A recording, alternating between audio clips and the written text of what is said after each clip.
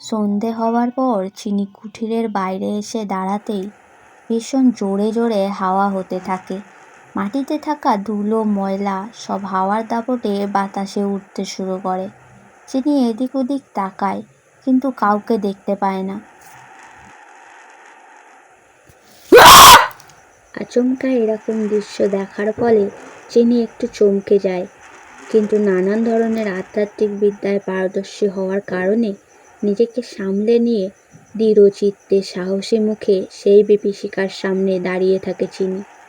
এই দৃশ্য দেখে ভয়ঙ্কর বিভীষিকাটি অবাক হয়ে যায়, যদিও পরবর্তীতে সে নানানভাবে সন্ন্যাসীকে ভয় দেখানোর চেষ্টা করে, কিন্তু তাও সন্ন্যাসীর মুখে ভয়ের লেশমাত্র দেখতে না পেয়ে আবারও অবাক হয়ে যায় ভয়ানক বিভীষিকাটি।